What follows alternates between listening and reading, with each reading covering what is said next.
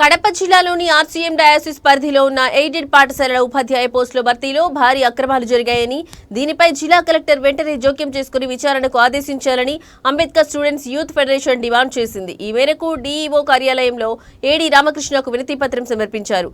ASYF రాష్ట్ర అధ్యక్షుడు ఓబయ్య మాట్లాడుతూ 2023 నుండి 24 విద్యా సంవత్సరంలో ఆర్సీఎం డయాసిస్ ఆధ్వర్యంలో 26 ఎయిడెడ్ ఉపాధ్యాయ పోస్టులు భర్తీ చేయడానికి కోర్టు నుంచి అనుమతి తెచ్చుకున్నారని తెలిపారు. అయితే రోస్టర్ పద్ధతిని పాటించకుండా ఇష్టానుసారంగా లక్షల రూపాయలు తీసుకుని అక్రమంగా పోస్టులు భర్తీ చేశారని ఆయన ఆరోపించారు.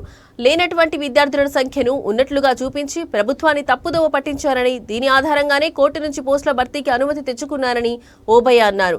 అక్రమంగా భర్తీ అయిన ఉపాధ్యాయులు ప్రభుత్వ ఖజానా నుంచి జీతాలు పొందుతూ ప్రభుత్వాన్ని మోసం చేస్తున్నారని ఆయన ఆవేదన వ్యక్తం చేశారు.